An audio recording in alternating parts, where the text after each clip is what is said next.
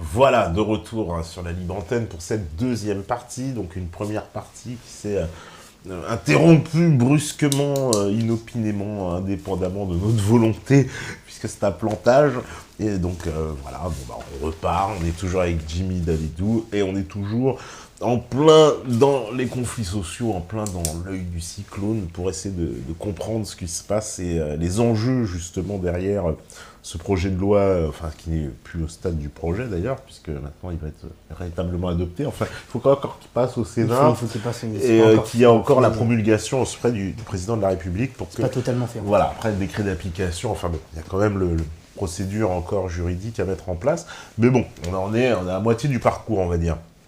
Et donc, justement, cette loi, alors ce qui est très intéressant, ça c'est... Parce que tout à l'heure, en off, on parlait, c'est vrai, de l'aspect des médias qui, il faut bien le dire, appuient beaucoup plus sur le côté du désagrément que peuvent causer les blocages de grève, c'est-à-dire aussi bien, évidemment, dans les transports publics, mais aussi l'essence, parce qu'on a connu les histoires de pénurie la semaine dernière. Et donc... ça, les médias, c'est vrai, il faut bien le dire, appuient beaucoup cet aspect-là, parlent très peu du fond du projet, quoi. On n'est pas vraiment dans une... Là, on dit, ah bah voyez, ils sont pas contents, mais... Puis on vous fait parler, bah moi, oui, je suis venu, j'ai mis 3 heures pour venir, machin, c'est inadmissible. Voilà, et c'est pour ça, après, on a parlé, vous avez eu, faut le dire, alors, excusez de la CGT, toute la classe politique sur le dos, alors là, j'ai envie de le dire, parce que j'ai vu tous les uns après les autres venir vous traiter de preneurs d'otages, de machin, que c'était... vous teniez le pays, en fait, à votre volonté, que c'était outrepasser le droit de grève, là, enfin, jusqu'à, évidemment, l'apothéose, Pierre Gattaz, il lui dit, vous êtes des terroristes. Bon, il est revenu le lendemain, quand même, il s'est excusé, il a fait un rétro-pédalage pour dire, non, mais là, je suis allé un peu loin, quand même, pour le traitant de terroriste. Voilà. Et qu'est-ce que, aussi, on pourrait dire aux gens, parce que cette loi, on voit, elle s'inscrit dans une perspective qui est beaucoup plus large, qui est l'Union européenne. Et qui est forcément les directives, les fameuses GOP, les grandes orientations de politique européenne, etc., qui depuis longtemps demandent, en fait, à la France, cette adaptation et cette libéralisation, certains n'aimeront pas le mot, en tout cas du marché du travail. Bon, d'abord, ce qu'il faut savoir, c'est que les cheminots, quand ils se battent, s'ils se battent actuellement, c'est pour le service public. Et si les cheminots se battent, c'est pour les gens. On se bat pourquoi ? Parce que jusqu'à présent, la SNCF, les trains, etc., c'était un service public et on mettait l'accent sur un service public de qualité. C'est-à-dire qu'il y a que le service public fonctionne de par une certaine sécurité, une certaine fiabilité, une certaine cohérence, une certaine régularité, tout ce qui forme un service public. Ouais. Le problème, c'est que le processus de libéralisation est un processus en réalité de marchandisation de notre service public. Ce que ne veulent pas les cheminots, c'est que, ce qu'ils disent, c'est que notre service public n'est pas une marchandise. Nous sommes contre ce processus de marchandisation de notre service public, et c'est dans ce sens qu'on se bat pour les gens aussi. Parce que les gens ont besoin de leur train pour aller travailler. Et qu'est-ce qu'ils vont faire ? Ils vont prendre un train. Alors effectivement, ils vont peut-être payer des billets de train à 3 € une fois que ce sera des entreprises privées. Mais si c'est pour croiser les doigts tous les matins et espérer que le train ne finit pas dans le décor au bout de quelques kilomètres, dans ce cas-là, ça sert à rien. C'est ça que nous disons aux gens, c'est que si on se bat, c'est d'abord pour leur service. À la limite, c'est même pas, c'est pas notre service public, c'est pas le service public des cheminots, c'est le service public des Français, c'est-à-dire c'est leur service public à eux. C'est eux qui payent ce service public.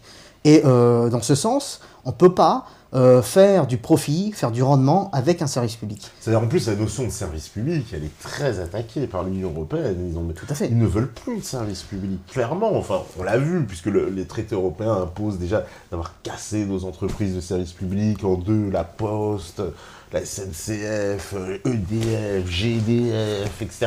Tout a été... Alors la SNCF coupée en petits bouts, en machin, compartimenté... En fait, le processus de libéralisation, c'est clairement le produit de... En fait, comment ça se passe? C'est que l'impérialisme français est soumis à est dans ce qu'on appelle l'Union européenne. Reprenons les choses depuis le début, qu'est-ce que l'Union européenne? L'Union européenne, c'est une espèce de coordination de plusieurs impérialismes. L'Union européenne est dominée par l'impérialisme allemand, français, anglais. Et en fait, Américain aussi. Américain, oui, indirectement, etc. Tout à fait. Et c'est une coordination entre impérialismes. Et en réalité, l'Union européenne, c'est quoi? C'est une machine d'extraction du profit à grande échelle. Et quand on parle quand on dit qu'on ne veut pas de marchandisation de notre service public, c'est parce que les directives européennes, la France est soumise aux directives européennes, comme tous les pays, et ce processus de libéralisation est une obligation, est issu de directives européennes qui ont été imposées il y a plusieurs années, il y a longtemps que l'Union européenne dit qu'il faut briser le service public, qu'il faut en finir avec... Mais c'est dans les traités européens, Maastricht, aller voir le TFU, etc. C'est noir sur blanc. Ça fait longtemps. Qu'est-ce qui s'est passé en 97 97, création de RFF. Réseau Ferré de France. Réseau Ferré de France. Qu'est-ce qui s'est passé? C'est que, en fait, l'Union européenne et les directives européennes avaient, depuis longtemps, comme on vient de le dire, demandé à ce qu'on privatise notre service public, les transports. Donc, en 97, création de RFF pour faire, si vous voulez, une semblance de privatisation. Voilà, c'est la même chose avec GDF, GRDF, voilà, EDF, ERDF. On a coupé la boîte en deux pour dire on privatise quand même une activité. En fait, ce qui s'est passé, c'est que RFF donc, devenait propriétaire du réseau, c'est-à-dire que les chemins de fer appartenaient à RFF, et RFF avait pris SNCF comme prestataire de service. Donc concrètement, le ministère donnait du fric à RFF, propriétaire du réseau, et RFF, lui, redonnait une partie de ce fric à SNCF en lui disant maintenant tu vas renouveler des gares, faire des travaux dans les gares. Il gardait une partie n'empêche chez RFF. Oui, tout à fait. Mais ça va dans la poche de qui? Des actionnaires? Après, il y avait aussi les employés de RFF. Il paraît qu'ils étaient très bien payés, on m'a dit. J'ai pas trop d'informations à ce niveau-là, mais il y avait aussi il fallait qu'ils se gèrent aussi eux-mêmes, etc. Oui, ils se gèrent eux-mêmes. Ce qui est un peu, d'ailleurs... qui est un peu surréaliste, parce qu'on crée une autre société qui doit encore se gérer elle-même pour gérer l'autre société. Enfin bon, c'est dur de comprendre que dans la tête d'un européiste, comment ça se passe, mais bon. Et donc, voilà, donc c'est pour ça, en fait, que RFF a été créé. C'était pour, on va dire, pour ralentir le processus de privatisation de nos chemins de fer. Ah, d'accord, c'était dans cet esprit-là. Tout à fait, c'était dans ce sens qu'on dit que c'était une semblance de privatisation. D'accord, un peu peut-être alors comme ils font avec le STIF aujourd'hui, le système. Le STIF, c'est lié aux régions, le STIF. C'est lié aux régions, mais ils ont un rôle très important parce que visiblement, j'ai vu qu'il y avait aussi dans les tiroirs de l'Union européenne, dans les tuyaux, comme on dit, la privatisation des marchés locaux du transport, c'est-à-dire la RATP, etc., il y aurait une privatisation, en tout cas, ouverture à la concurrence à partir, alors là, attention, on a repoussé la date, j'ai vu 2022, 2024, enfin bon, comme on dit, on a repoussé ça un peu au calendrier grec pour pas avoir encore, pour ne serait-ce qu'avoir des métros, j'imagine, parce que là, c'est pareil, c'est le genre de couleuvre qui ne va pas passer comme ça, mais c'est le même principe. C'est le même principe. De toute façon, les directives européennes sont claires. Elles veulent en finir avec les acquis sociaux et les services publics, quels que soient les acquis sociaux et les services publics. On a parlé de concessions tout à l'heure qui sont issues de la contradiction des deux blocs. Eh bien, effectivement, ces concessions que la classe dominante a été dans l'obligation de donner, donc les acquis sociaux et les services publics, maintenant ils reprennent tout. Maintenant que maintenant que l'impérialisme a étendu ses tentacules sur le globe, il reprend toutes les concessions qu'ils ont été dans l'obligation d'accorder il y a plusieurs années de ça, et de par les directives européennes, il faut que ça se fasse vite. Pour aller dans ton sens, il y a une déclaration, une citation de Pierre Gattaz, actuel patron du CNPF, enfin non, c'est le MEDEF, CNPF c'est à l'ancienne, moi je suis trop vieux, et donc c'était son oncle d'ailleurs, l'ancien aussi président, et donc lui il a fait une déclaration mais qui date déjà maintenant plus d'une dizaine d'années, d'une quinzaine, vingtaine d'années quasiment, où il disait clairement: notre but, notre objectif avec le MEDEF, alias CNPF, puisqu'il parle de l'époque, avec le CNPF, est de détricoter bout par bout tout le programme du Conseil national de la résistance. Et il ajoute, nous y parvenons très bien. Voilà. Tout à fait. Et c'est une petite déclaration, une petite citation, et qui date d'il y a longtemps, c'était bien avant tout ce qui se passe là. Voilà, donc quelqu'un qui nous explique ce qui va dans ton sens, c'est-à-dire que les acquis sociaux, ils les ont acceptés, on va dire un peu de force, quelque part, dans la situation post-Seconde Guerre mondiale, mais ils sont toujours dit... On va tout reprendre. On va tout reprendre au fur et à mesure. Tout à fait. Voilà. Et pour ça, ils ont divisé les cheminots. L'entreprise a été divisée. Ouais. Ça a été une partie du travail des cheminots qui était spécifique a été externalisé, externalisé, on sous-traite avec des entreprises privées. Tout à fait. Il paraît que, alors justement, concernant la SNCF, justement, qu'aujourd'hui, une grande partie de ces activités sont sous-traitées, privatisées, comme, il paraît, même des activités très spécifiques d'entretien des voies, de machin, de trucs comme ça. Tout à fait. Où on penserait que c'est vraiment le savoir-faire et le métier de la SNCF, et on nous dit, ah bah non, il y a des entreprises qui viennent. Tout à fait. C'est les entreprises qui viennent et qui sont encadrées par les cheminots, en fait. D'accord. Donc les cheminots interviennent, font ce qu'il y a à faire. SNCF fait des appels d'offres. Il y a donc plusieurs entreprises qui se présentent. Puis les entreprises vont se présenter pour faire un travail, faire un renouvellement de voies. Et SNCF prendra une entreprise sur des critères, je ne sais pas trop. Parce que ça pose un certain nombre de problèmes, parce que je pense immédiatement à ce qui s'est passé en Grande-Bretagne dans les années 80, où on a privatisé les chemins de fer, un peu plus à la hache qu'en France, parce que là-bas, ils sont allés, on va dire, pose ta main sur la table, et je vais te couper la main tout de suite, on va pas y aller par petits bouts, les ongles et tout. Et donc, ils ont coupé le pays, en fait, ils ont divisé en plusieurs zones qu'on a attribuées à des entreprises privées. Et ça a été, pardonnez-moi l'expression, mais un beau bordel. C'est très bien. Un bordel. Et à tous les niveaux, alors, organisation, les trains en retard, les machins, mais également un grand aspect, la sécurité. Parce qu'en Angleterre, on a vu l'augmentation, mais exponentielle des incidents, puis des accidents de train. Et on me dit, mais oui, mais si ça continue, la SNCF, ça va être pareil. Alors que notre spécificité, justement, d'avoir une société avec quand même des trains très sûrs et une sécurité maximum, bah ça, c'est en train de voler en éclats. C'est pour ça que la CGT se bat en ce moment. Et ce que nous disons, c'est que on ne peut pas, le service public et la politique du service public, c'est la politique d'un service public de qualité qui se base, on parle de la sécurité des circulations. C'est-à-dire que si vous voulez, concrètement, un cheminot, tout à l'heure on a parlé du temps de travail et du profit de temps de travail, etc. Il fallait que ça aille vite. Si vous voulez, jusqu'à une certaine époque, le cheminot, quand il intervenait sur les voies, on lui disait par exemple, je sais pas, à réparer une éclisse, il n'était pas limité par le temps de travail, lui. Lui, le cheminot, quand il intervenait, c'était avant tout la qualité du service public. Peu importe le temps que ça mette. C'était une mission de service public. Donc la mission de service public, elle n'était pas déterminée par un temps de travail qui devait être une cadence de travail, etc. Alors que maintenant, avec la libéralisation, etc., on est plus dans la politique du rendement. Ouais. Si vous voulez, et de ce que dit la CGT, c'est que, et pas que la CGT, tous ceux qui sont militants, et même les cheminots en général, ce que nous disons, c'est qu'on ne peut pas faire un bon service public de qualité de par une politique de rendement. C'est pas possible. L'Angleterre a été, comme tu viens de le dire, ça a été un bel exemple. C'est-à-dire qu'à partir du moment où on est dans la perspective de rendement, il faut que ça aille vite, on est dans la cadence, etc. Et ben, ça pose des problèmes au niveau de la sécurité, au niveau de la fiabilité, à tous les niveaux. Et c'est les gens qui vont être impactés. Hein. Et ça, c'est un problème. Ouais, parce que, oui, c'est plus de service public. Ça voudrait dire, conséquence un peu pour imaginer, demain une ligne de la SNCF qui n'est plus rentable sur un tronçon, on l'abandonne, on le ferme. C'est plus un service public, c'est la rentabilité. Ils la ferment et puis ils mettront des cars à la place. D'accord, et on met des cars à la place. Ils mettront des cars à la place. Est-ce qu'on peut imaginer aussi, puisqu'on est dans l'ouverture totale des marchés, que moi, je vais aller prendre mon train là à côté, puis ce ne soit pas la SNCF? Mais c'est possible, ouais. Bah, vous savez, ça se fait déjà d'ailleurs. Hein. Vous allez à la gare de...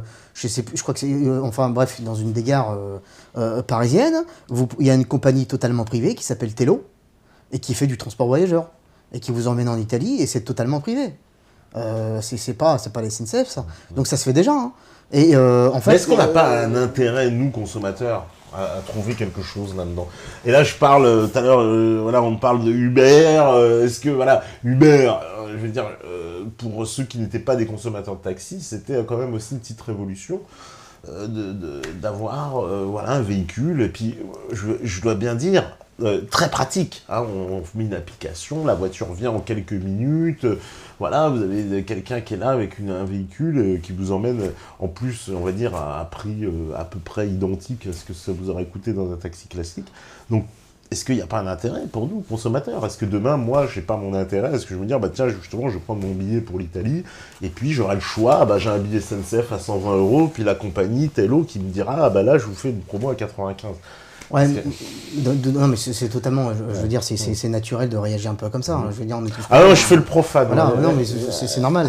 Mais je veux dire, à un moment, il faut savoir ce qu'on veut. Soit en payer moins cher, d'accord, mais si c'est pour payer moins cher et être pas sûr de prendre un train, payer moins cher et être pas sûr d'arriver entier, en tout cas, en ce qui me concerne, je préfère prendre un billet de train un peu plus cher et être sûr d'arriver. Hein. Parce que jusqu'à maintenant, bon, bah, c'est un peu comme dans l'aérien, les gens qui reviennent des low cost, parce que bon, ils ont fait tout leur truc en low cost, puis ils reviennent sur Air France, parce que... Voilà, parce que ça devenait un peu compliqué. On peut pas faire, c'était pareil pour eux, hein, on peut pas faire du rendement. La politique de rendement, elle est limitée. Mais est-ce qu'il n'y a pas une nécessité aussi, mais moi, alors, justement, je reste dans mon rôle d'avocat du diable, est-ce qu'il n'y a pas une nécessité d'adaptation, on va dire, puisqu'il y a une mutation de la société, à tous les points de vue, je veux dire, c'est flagrant quand même sur Uber, on peut, voilà, c'est quand même un exemple assez marquant, c'est-à-dire il y avait un domaine, chauffeur de taxi, qui est complètement bien carré, cloisonné, réglementé, etc. D'un coup, il y a une entreprise qui arrive, qui bouleverse, on va dire, éclate toutes les règles, évidemment, de cette profession, mais le consommateur, in fine, lui, il y trouve totalement son bonheur, quoi. Lui, il est parfaitement heureux parce qu'il a eu une véhicule au même prix, moins cher, qui arrive directement chez lui. Et lui, ça ne se pose pas plus de questions de ça. Après, on lui explique, oui, mais le marché des taxis, des machins, oui, d'accord, marché des taxis, mais un taxi, on a du mal à en trouver. Moi, Uber, j'appelle, ils viennent tout de suite. Oui, est-ce qu'il n'y a pas un manque d'adaptation à un moment donné? Est-ce que justement, le service public aussi, peut-être, et certains, je veux dire, aspects comme ça de l'économie, en fait, certains secteurs économiques, n'ont pas à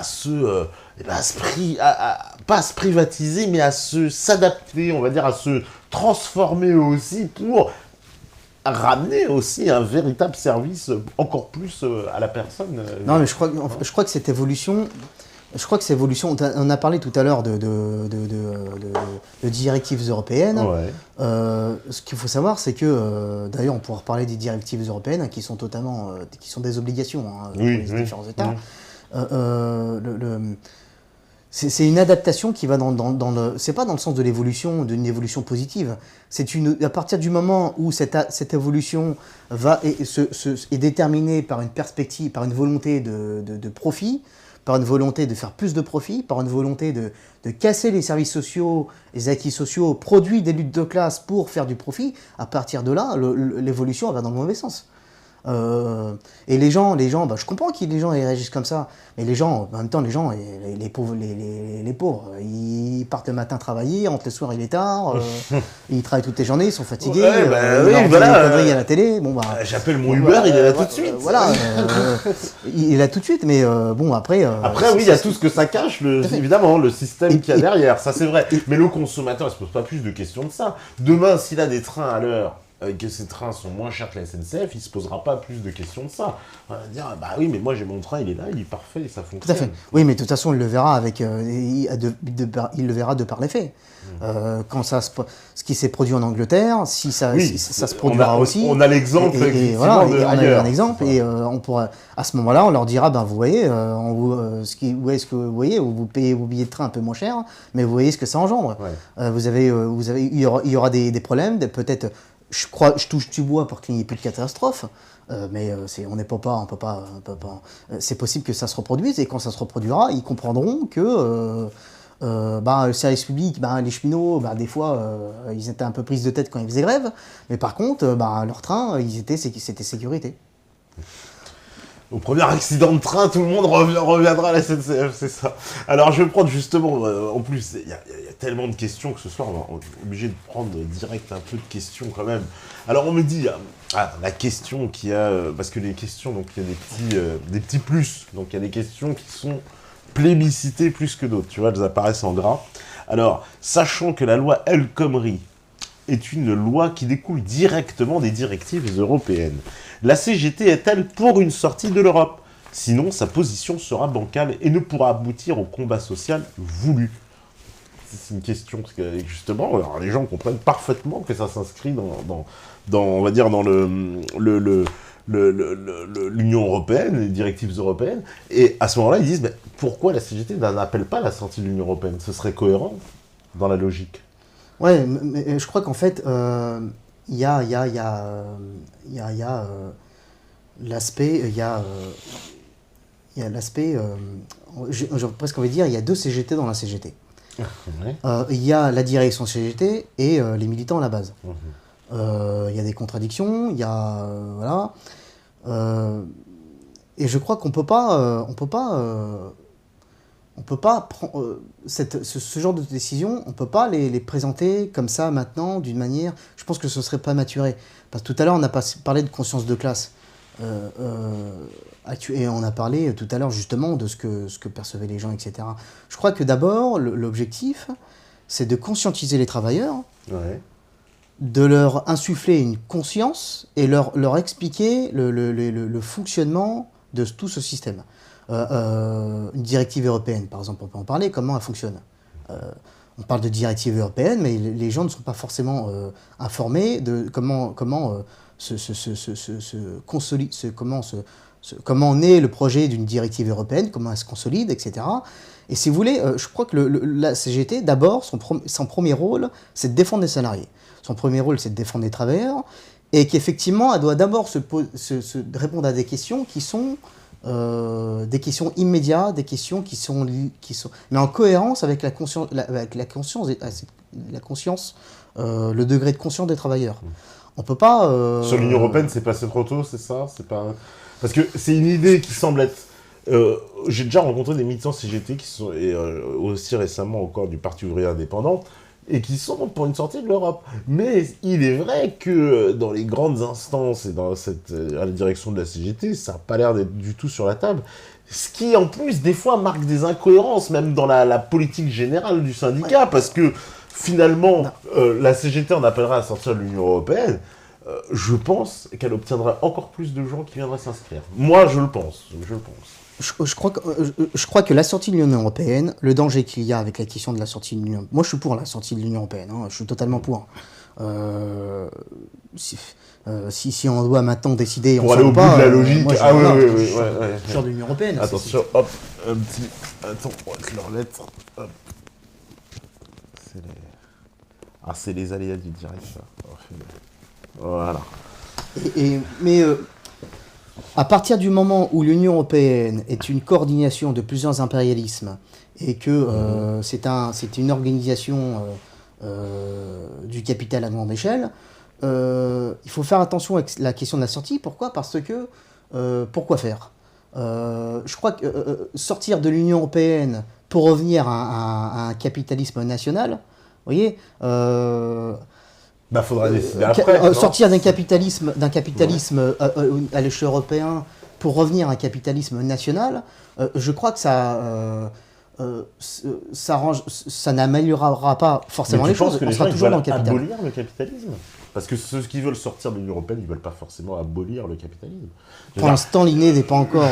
il y a beaucoup de gens qui veulent sortir de l'Union européenne, mais leur idée derrière n'est pas d'abolir le capitalisme pour autant. Est-ce que c'est pas... Parce que, en fait, chacun a un peu sa petite idée, presque, quand même. Je veux sortir de l'Union européenne, puis après... Voilà, il y a les monarchistes qui pensent remettre un roi, il y a les autres qui veulent faire, etc. Il y en a qui rêvent de remettre une démocratie, il y en a qui rêvent de remettre, etc. Mais on ne sait pas quel projet vraiment peut s'imposer. Mais je crois que la sortie de l'Union européenne est nécessaire, mais elle doit s'effectuer sur des bases de classe. Elle doit s'effectuer sur des bases de classe solides, c'est-à-dire... Et effectivement, on veut sortir de l'Union européenne à partir du moment où elle nous impose des directives qui sont des obligations pour tous les États et en plus qui coûtent un maximum de fric pour les États et qui en plus des directives, qu'on vient de le dire, qui coûtent cher, mais qu'en plus c'est pas les États qui payent, c'est nous qui payons, c'est les travailleurs. Donc forcément, on sortirait de l'Union. Il faut sortir de l'Union européenne, tout à fait. Mais il faut revenir à la question de la sortie de l'Union européenne, mais déterminée par des bases de classe. Non, mais ça voudrait dire quoi? Qu'on est obligé de se mettre d'accord avant de sortir, de dire, une fois qu'on sort, bah, on fait ça, on fait ça, on fait ça. Ce serait ça. Parce que le problème de que tous ceux qui veulent sortir, c'est que tout le monde est d'accord pour sortir, mais personne n'est d'accord pour ce qu'il faut faire après. Alors, est-ce que l'idée, c'est pas plutôt de dire, bon, bah, on sort déjà, puis on verra ce qu'il y aura après, finalement, ce qui s'en dégagera? Oui, non, mais c'est sûr qu'il faut... Parce que personne n'est d'accord, personne n'est d'accord. Parce que il y aura plein qui voudront sortir, mais ils vont nous dire, oui, moi, je suis d'accord pour sortir, mais alors, je ne veux pas entendre parler de lutte des classes après, de machin, de truc. Il y en a d'autres qui vont dire, oui, je veux sortir, et puis, oui, il faudra abolir le capitalisme, comme le PRCF, etc. Enfin, un certain nombre de partis comme ça, qui sont clairement affichés contre, évidemment, l'Union européenne aussi, quoi. Mais effectivement, après, s'il faut répondre à cette question, si oui ou non, la question de la sortie de l'Union européenne est essentielle, oui, elle est essentielle. Il faut sortir de l'Union européenne. Maintenant, c'est comment on se retire. Qu'est-ce qu'on fait après? Sur quelle base on se retire? Que fait-on après? N'oublions pas qu'on est dans un système mondialisé. On est dans un système de marché, l'impérialisme a étendu ses tentacules un petit peu partout. Comme on sort, il faut sortir. Mais comment on sort? Voilà, c'est compliqué. Je crois qu'effectivement, je veux pas, je me répète pas parce que je suis sénile, hein, mais je crois oui, la réponse, c'est la sortie sur des bases de classe. Mais effectivement, ça pose aussi la question du rôle des différents partis, notamment du PCF, qui font un jeu... eux, ils sont absolument contre la sortie de l'Union européenne. En tout cas, ils n'en parlent pas du tout. Quoi. Et puis il faut arracher ce masque social du PCF qui se fait passer pour communiste, qui se fait passer pour communiste alors qu'il n'est plus communiste depuis longtemps. Je crois que déjà que quand on aura réussi ça et qu'on aura redonné aux couches populaires, aux travailleurs de France, une véritable organisation qui représente leurs intérêts, mais véritablement, qui représente pas les intérêts d'une oligarchie là, de balles qui veut faire encore plus de fric, mais un parti fort qui a des principes justes et solides, déjà ce sera pas mal. Hein. Alors, on nous dit aussi, envisagez-vous de bloquer les symboles du pouvoir, Assemblée, Sénat, Élysée, Préfecture, plutôt que de bloquer la société civile qui souvent soutient le fond de vos idées, à croire que vous cherchez à retourner les gens contre vous. Alors là, on parle du fond des actions. C'est vrai, pourquoi il n'y a pas des actions qui aillent directement, comme il dit, bloquer Assemblée, Sénat, Préfecture. Par exemple, la SNCF, une petite suggestion. Au lieu de dire, on arrête, on fait la grève des trains. Dites non, tous les trains sont gratuits pour tout le monde. Même le TGV qui va à Marseille, le TGV qui va à Toulouse, à Rennes. Là, ils vont faire la gueule, là, quand même, non? Vous auriez le droit de faire un truc comme ça, d'ailleurs? Juridiquement, non, ce serait très illégal. Juridiquement, ça devrait être, ça serait un peu compliqué, mais après, l'idée est plutôt intéressante. Il faudrait faire une proposition au caméra. Je dis ça comme ça, parce que tous les trains gratuits, alors là, vous êtes les héros, et les gens vont vous soutenir. Ils vont dire, oui. C'est une idée à approfondir, on va dire. C'est eux qui nous donnent des bonnes idées. Alors, on me dit... bonsoir, de plus en plus de travailleurs vont au Front National. Pouvez-vous nous confirmer cette bonne tendance? Et vous-même, êtes-vous venu à ce mouvement en respectant votre refus de dévoiler vos sympathies politiques? Merci de vos éclaircissements. Alors, il part de l'analyse, un fait que, évidemment, beaucoup de gens, sociologiquement, c'est quelque chose qu'on a remarqué, c'est qu'aujourd'hui, beaucoup d'ouvriers votent Front National et ne votent plus justement Parti communiste. Parce qu'ils se sentent clairement abandonnés, mais comme on l'a expliqué, leurs idéaux profonds ont été trahis par le Parti communiste, et aujourd'hui la seule voie politique qui les représente, enfin qu'ils estiment les représenter, en tout cas c'est le Front National, et on sait que beaucoup d'ouvriers votent Front National. Parce que c'est vrai que le Front National, Et encore, le parti qui était évidemment contre la mondialisation, contre l'euro, contre un peu contre l'Union européenne, même s'ils sont pas tout à fait clairs là-dessus, mais en tout cas, ils se positionnent comme tels, et ils arrivent à ramasser beaucoup de voix dans le monde ouvrier. On le sait, ça c'est une réalité. C'est une réalité de dire que le Front National a une grande partie de l'électorat qui sont issus des couches populaires. Des couches populaires. On a l'impression que c'est un espèce de sujet tabou, qu'il faut surtout pas... non, mais ce qu'il dit ça parce que... Mais il a raison. Je dis, moi aussi, il me fait penser, parce que il me fait penser à une phrase, en fait, une citation de Martinez, donc le président, le secrétaire général de la CGT, qui a déclaré, il y a 3 jours ou 4 jours, oui, de toute façon, moi, en 2017, j'appellerai à faire barrage au Front National. Et là, moi, enfin, j'ai vu, je me dis, ah bon? C'est-à-dire qu'en fait, il se positionne déjà... les jeux ne sont même pas joués, j'ai envie de dire.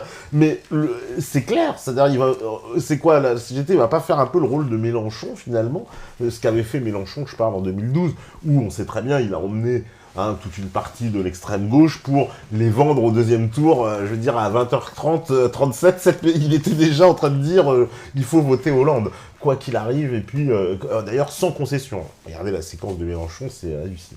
Sans concession. Est-ce que Martinez ne fait pas un double jeu aussi? C'est-à-dire, là, on est en train d'emmener toute une contestation sociale, et puis en 2017, on va dire à tous ces gens-là, oh là là, il faut voter Juppé. Ça sera un peu quand même contradictoire tout ça, non, non, mais je crois qu'en fait, comme on le disait tout à l'heure, il y a deux CGT. Il y a la direction CGT qui a tendance réformiste. Et il y a la CGT à la base, c'est-à-dire les militants à la base. Bien sûr, je crois que de toute façon, il y a certaines questions qui sont, en tout cas les délégués du personnel, les simples délégués du personnel, les gars qui sont sur le terrain et qui sont proches des travailleurs, ils n'ont pas les moyens, ils sont pas dans ces questions-là. Ils sont plutôt, ce sont des gars de terrain, ils ont des collègues autour d'eux qui galèrent, ils essaient de faire le lien au mieux possible entre la base et la direction. Et des fois, c'est pas évident parce que faire le lien organique entre la base et la direction, c'est pas évident. Donc déjà pour un délégué syndical, un simple délégué syndical à la base, il se penche pas sur ce genre de questions. Ensuite, ces décisions politiques là. De toute façon, on verra ce qui se passera en 2017. On verra, mais ça laisse présager ça, quoi. Quand on entend qu'il nous dit déjà ça, on se dit, ça veut dire quoi? Ça veut dire que la CGT va appeler à voter Juppé. Bon, là, ce serait complètement... Enfin, moi, je comprendrais plus rien. C'est un peu prématuré, je crois. Il a fait cette citation, en tout cas. En tout cas, ce qui est certain, c'est que, effectivement, une partie des ouvriers, une partie des travailleurs privés et publics, vont vers le Front National et nous devons en tirer des conséquences. Mais je crois qu'une des conséquences, c'est quoi? On en revient... je veux pas marcher ni sur le PCF, mais je crois que c'est une réalité sociale. À l'époque, maintenant, où l'impérialisme, au niveau de la conjoncture économique, sociale, politique, au niveau planétaire, est compliqué, et sur fond de crise du capitalisme, je crois que la question de cette masque sociale du PCF est importante, et une partie, le PCF doit se prendre ses responsabilités sur la conséquence de ces abandons des principes communistes, et qui ont indirectement poussé les ouvriers dans les bras du Front National. Ouais. Mais est-ce qu'il n'y a pas aussi la question identitaire, ou tout au moins la question, quand je dis identitaire, en tout cas la question de l'immigration, même sous l'aune de la question économique, parce que Georges Marchais lui-même, ancien secrétaire général du PCF, défendait cette question. Lui, il était contre, il se posait contre l'immigration, soyons clairs, ce qui était une position d'ailleurs qui, de nos jours, paraîtrait extrême droite. Aujourd'hui, Georges Marchais, clairement, il aurait certainement des procès de la LICRA et autres. Mais bon, en tout cas, dans les années 80, il pouvait encore se permettre cette liberté de parole, et il avait un positionnement qui était très clair. Et est-ce que c'est pas aussi ce positionnement-là qui fait que les gens... parce que, clairement, l'ouvrier qui a vu son usine délocalisée, qui a perdu son boulot, qui voit arriver des familles d'immigrés qui, eux, vont aller aussi travailler et prendre sa place. Est-ce que lui, il se dit pas, mais attends, maintenant, il n'y a plus que le Front National qui pourra me défendre, certainement pas le PCF, qui lui encourage cette politique, puisque le PCF se positionne pour l'Union européenne, adore la mondialisation, enfin, sa mondialisation, il appelle ça l'altermondialisation, mais c'est à peu près la même, etc. Donc il se dit, bah, ces gens-là ne me représentent plus, ils ne sont plus, mes fameux intérêts de classe, en tout cas, ne sont plus défendus par ces gens-là, quoi. Tout à fait. Et je crois il faut en tirer il faut arracher ce masque social du PCF parce que même sur la question de l'immigration, bon, effectivement, la prise de position du PCF a des impacts très forts au niveau des questions sur l'immigration, etc. Pourquoi ? Parce que n'oublions pas que la classe prolétarienne, la classe ouvrière, travailleurs, ne sont pas limités. La classe, elle n'est pas la classe ouvrière, la classe opprimée, pour faire plus vaste. Elle n'est pas déterminée par une origine ethnique ou je ne sais pas trop quoi. C'est le fait qu'une classe soit exploitée et dominée par une classe au pouvoir qui, elle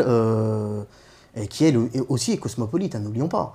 Donc je crois qu'il y a beaucoup de confusion, beaucoup de division. Et que non mais ça se mélange tout ça en France quand même, ce problème-là. L'immigration est au centre quand même du débat politique, alors, surtout plus que jamais aujourd'hui. Vous voyez bien que l'immigration actuellement, d'où elle vient ? Actuellement, la crise de l'immigration, d'où elle vient ? Essentiellement en Europe, d'Afrique on va dire, et puis d'Asie pour le reste. Ouais. Et c'est aussi et surtout les conséquences de l'impérialisme tout-puissant et belliqueux, la violence de l'impérialisme dans ces pays-là, l'impérialisme qui va déclencher des guerres et qui déclenche tout est un peu mêlé, bien sûr, tout est un peu mêlé. Mais l'ouvrier là de chez Moulinex, lui, il va lui dire, ouais d'accord, mais bon, lui, il n'a pris aucune décision dans cet impérialisme d'aller envahir l'Irak. Hein. C'est une décision tout à fait, américaine, quoi. Enfin, je veux dire, c'est une décision impérialiste avec la perspective de faire plus de profit. Et après, de toute façon, il y a forcément des conséquences. Les réfugiés qui débarquent actuellement sur des chaloupes, et la plupart en plus meurent sur les océans, je pense déjà, la première chose, quand ils partent de chez eux, ils n'ont pas forcément envie de partir de chez eux, déjà la première chose. Deuxième chose, c'est parce qu'ils partent parce que c'est la guerre. Et chez eux, c'est la ruine. Pas tous, parce qu'il a été établi que sur la majorité des migrants, en tout cas dans la crise migratoire actuelle, il y avait beaucoup de gens qui n'étaient pas des réfugiés politiques mais économiques. Des gens qui venaient par exemple de pays qui n'étaient pas forcément en guerre, comme la Somalie, l'Érythrée, voilà, on a vu des gens venir du Kyrgyzstan, etc., de pays, bon, il y a même des Algériens. L'Algérie n'est pas en guerre. Hein. Je veux dire, dans les événements de Francfort, les gens incriminés sont essentiellement algériens ou marocains. Alors, je veux dire, beaucoup d'Algériens. Désolé pour les Algériens, mais c'est ça. Donc, c'est pas forcément des pays en guerre. Mais est-ce que, justement, il n'y a pas une cécité du Parti communiste à pas voir ces problèmes et ce que ça peut engendrer, et du coup, ils ont laissé le champ libre au Front National qui, lui, a parlé de ces problèmes-là, alors qu'à gauche, clairement, pour dire, le PCF, lui, non seulement l'après Georges Marchais, hein, bien sûr, parce qu'avant Georges Marchais, c'est pas comme ça, mais après Georges Marchais, Robert Hue, Marie-Georges Buffet, machin, etc., enfin, tous ceux qui sont succédés à la tête du PCF, ont eu systématiquement une position qui était complètement pro-immigrationniste, c'est-à-dire qui encourageait cette politique en disant « ben non, c'est très bien ».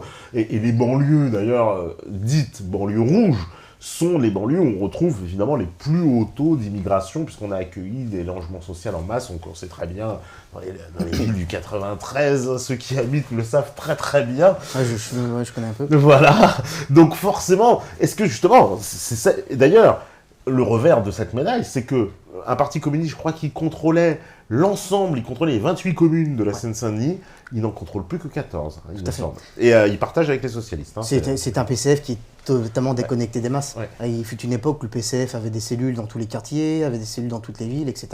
Non, mais je crois que... il se pose pas la question de savoir qu'est-ce qui s'est passé, c'est ça qui est... parce qu'il le voit, ce délitement, je veux dire, ils se prennent une claque, j'ai envie de dire, électorale à chaque machin, on devrait se poser la question, mais qu'est-ce qui se passe? Parce que quand on passe de 30 à moins de 3%, on devrait se demander, mais pourquoi les gens ne votent plus du tout pour moi à un moment donné? Tout à fait. À partir du moment où votre analyse n'est plus caractérisée par une orientation de classe et ne représente plus les intérêts des couches populaires et de la majorité du pays, donc au final, à partir de là, votre analyse sera inévitablement erronée et ne pourra pas trouver écho dans les masses, puisque de plus, vous vous présentez toujours comme étant communiste. Donc comment vous voulez que ça marche? Ça ne peut pas marcher. Donc on a un PCF qui n'est pas communiste, qui est plutôt social-démocrate. C'est un parti de type social-démocrate qui veut prendre la place du PS.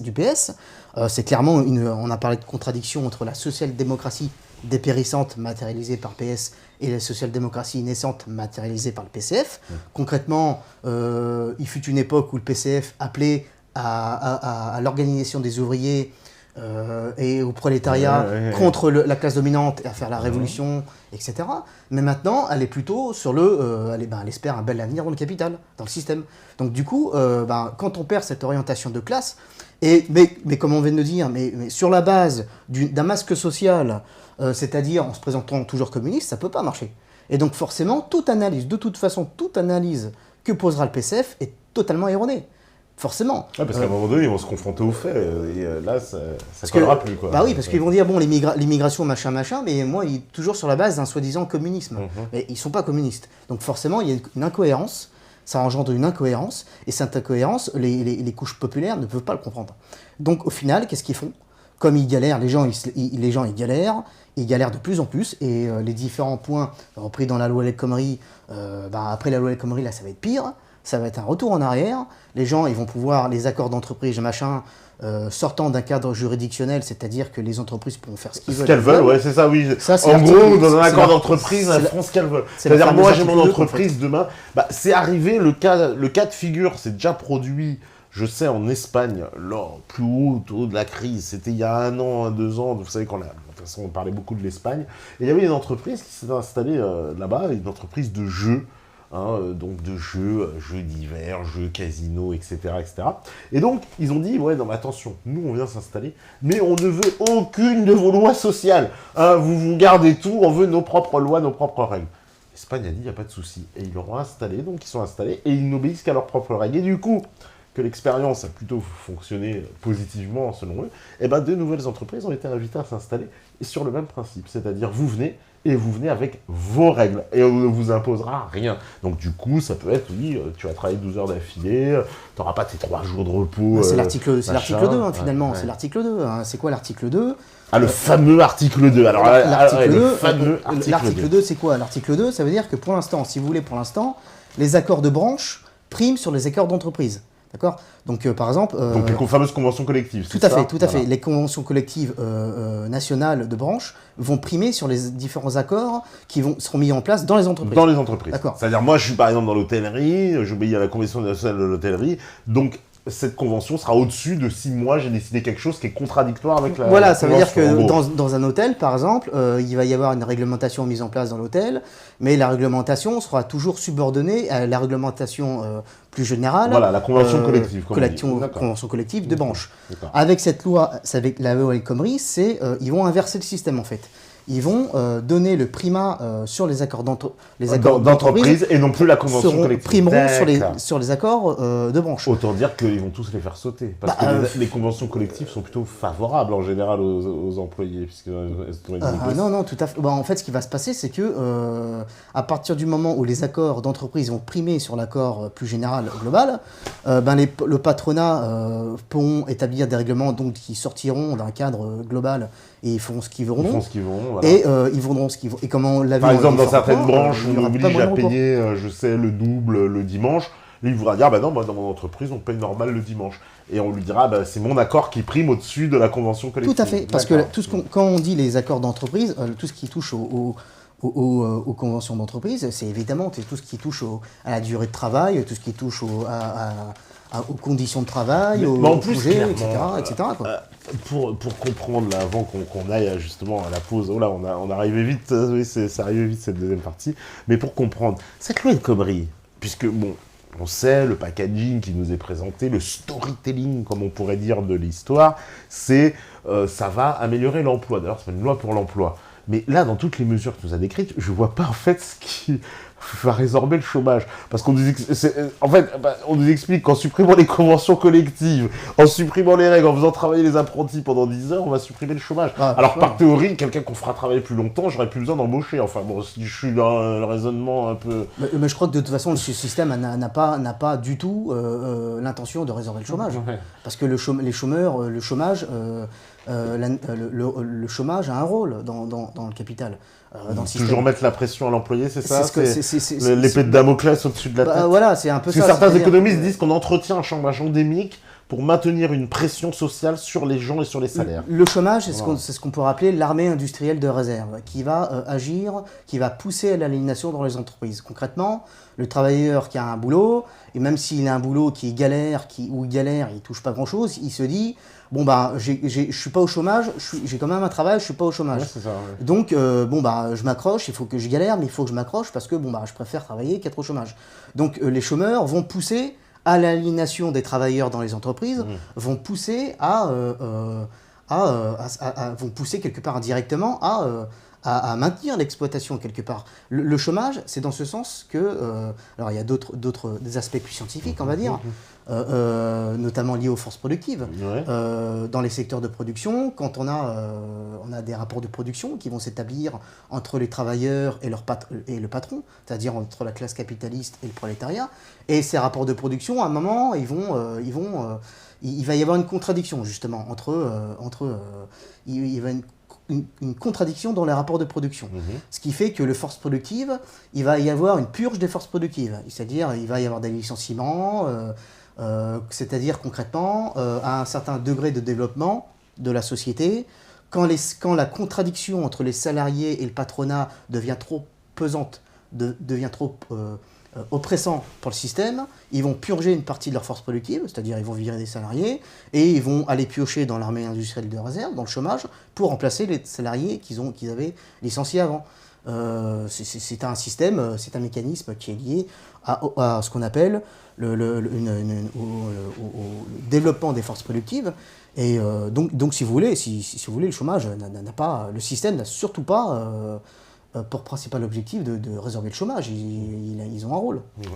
Eh ben, on va faire la deuxième pause, cette fois, normalement, voilà, c'est annoncé, bon ben voilà, c'est parfait.